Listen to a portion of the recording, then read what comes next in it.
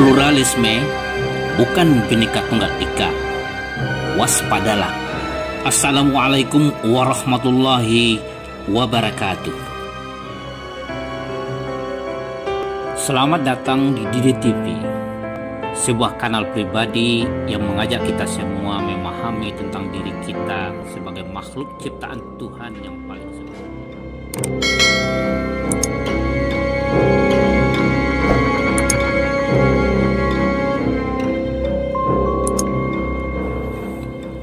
Saudara, jangankan antar bangsa, suku, kaum dan etnik, dalam satu keluarga saja, seayah seibu, manusia diciptakan oleh Tuhan dalam rupa yang beragam, tidak satupun yang sama, unik.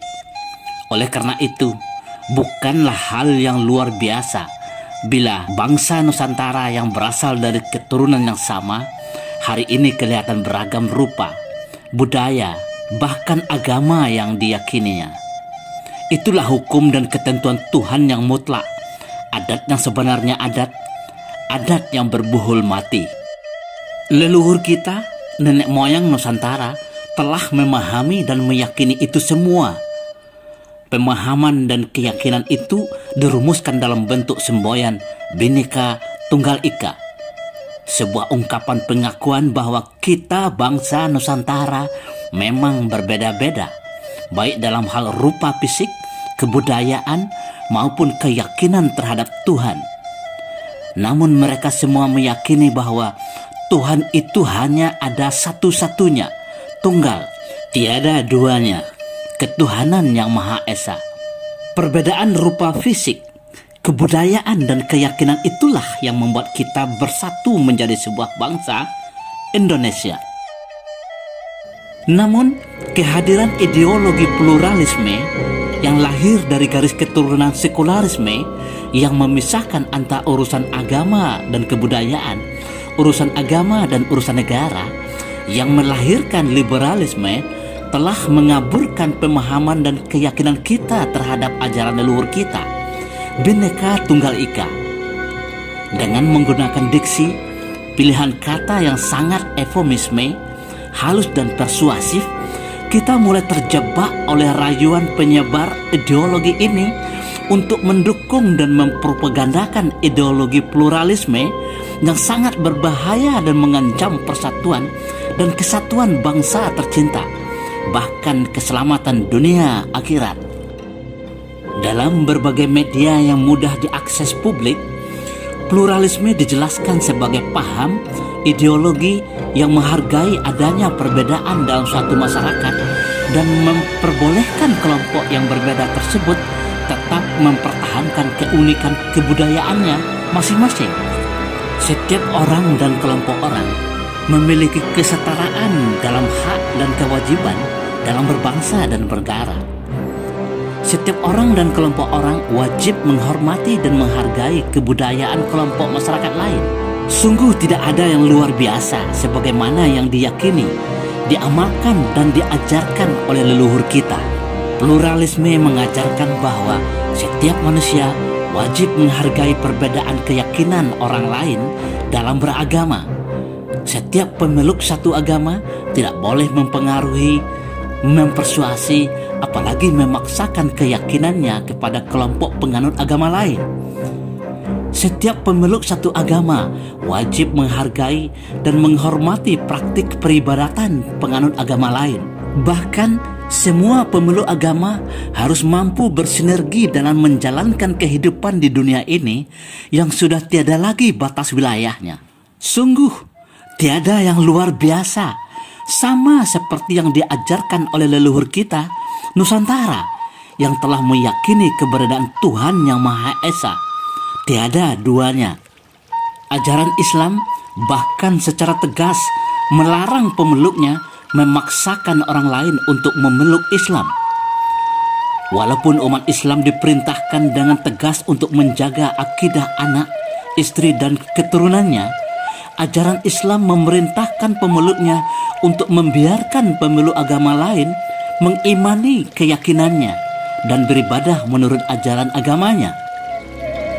Namun ketika pluralisme masuk ke ranah pembenaran kebenaran akidah, keyakinan terhadap kebenaran Tuhan, hukum-hukum dan ketentuannya, maka pluralisme tidak mungkin relevan lagi.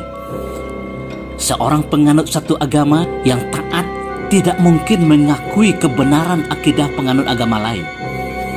Pembenaran terhadap kebenaran akidah pemeluk agama lain adalah penistaan terhadap keimanan yang dianut itu sendiri. Ini sama sekali bukan sikap intoleransi, karena ia menyangkut kebebasan dan hak individu untuk mengimani sebuah kebenaran Tuhan dan hukum-hukumnya. Toleransi itu akan relevan dibicarakan dalam konteks hubungan antara seseorang dengan individu lain. Mereka yang memaksakan kebenaran semua agama, itulah yang sebenarnya tidak toleran daripada mereka yang istiqomah dengan kebenaran agamanya.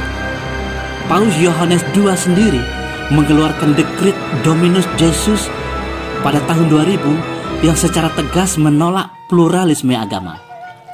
Bagi penganut Kristen yang taat, agama yang benar adalah Kristen, bukan yang lain. Begitu pula penganut Islam, Hindu, Buddha, dan lain-lain tentu tidak mungkin bisa dipaksakan untuk mengakui kebenaran agama lain. Oleh karena itu, Majelis Ulama Indonesia berdasarkan kajian yang sangat matang dan mendalam telah mengeluarkan fatwa larangan ideologi pluralisme. Pluralisme dijelaskan oleh Majelis Ulama Indonesia sebagai satu paham yang mengajarkan bahwa semua agama adalah sama, dan karenanya kebenaran setiap agama bersifat relatif. Oleh sebab itu, setiap pemeluk agama tidak boleh mengklaim bahwa hanya agamanya saja yang benar, sedangkan agama orang lain salah.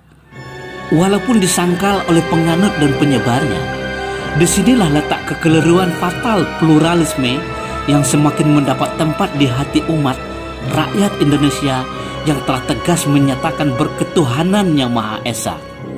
Pernyataan tokoh, cendekiawan, dan figur publik tertentu tentang toleransi yang mengarah ke pembenaran, kesamaan, dan kebenaran semua agama sangat mengancam kebinekaan Nusantara yang telah lama tumbuh dan dirawat, dijaga, dan terpelihara. Bhinneka Tunggal Ika tidak pernah mengajarkan semua agama itu benar. Kebenaran sebuah agama itu hanya diyakini oleh pemeluknya saja. Bhinneka Tunggal Ika mengakui, meyakini, dan menghormati pluralitas, keragaman, dan menjadikan keragaman itu sebagai alat perekat pemersatu bangsa. Saudaraku, ini bukan persoalan toleransi dan kerukunan antar umat beragama. Ini adalah soal keimanan yang tidak mungkin ditawar-tawar, namun tidak juga boleh dipaksakan kepada pemeluk dan pemilik keimanan lain. Ini juga bukan fanatisme, apalagi radikalisme. Perlu dipahami bahwa penganut satu agama yang baik adalah mereka yang fanatik dan istiqomah terhadap kebenaran keimanannya, namun menghargai pemeluk agama lain yang meyakini kebenaran mereka pula, bukan meyakini kebenaran keyakinan pemeluk agama lain. Lebih dari itu, seorang pemeluk agama yang baik tidak sekadar menghormati keyakinan pemeluk agama lain, tapi juga mampu membangun sinergi dengan pemeluk agama lain dalam rangka meraih ridho Tuhan Yang Maha Esa. Tiada duanya. Namun, dengan berselimut toleransi dan kerukunan antar umat beragama dan sebagainya, penganut dan penyebar ideologi pluralisme berusaha membujuk, bahkan telah memaksa umat untuk mengakui kebenaran agama lain. Itu adalah praktek intoleransi yang sesungguhnya. Oleh karena itu, kita perlu kembali memahami dan meyakini bahwa keragaman, pluralitas, dan kebinekaan alam semesta, termasuk manusia, adalah ketentuan dan hukum Tuhan, sunatullah, adatullah, yang bersifat mutlak dan tidak hanya wajib diakui, tapi juga dihormati dan dihargai. Kita juga perlu kembali memahami dan meyakini bahwa setiap manusia diciptakan Tuhan dalam kesetaraan derajat. Yang membedakan derajat seseorang di mata Tuhan hanyalah tingkat keimanan dan pengetahuannya. Tidak satu pun umat beragama yang memerlukan, apalagi menuntut pemeluk agama lain mengakui kebenaran keimanannya. Yang mempropagandakan kebenaran dan kesamaan semua agama hanyalah ideologi pluralisme. Waspadalah, kalau kita lengah, bangsa dan negara ini akan dilahap punah oleh ideologi yang sangat membahayakan ini. Leluhur kita, Nusantara, telah sangat cerdas dan arif mengajarkan kita untuk berbineka tunggal ika. Untuk apa lagi kita harus mencari isme-isme yang diajarkan oleh bangsa lain yang sesungguhnya bukan pakaian kita. Pluralisme bukan bineka tunggal ika, dan bineka tunggal ika bukan pluralisme.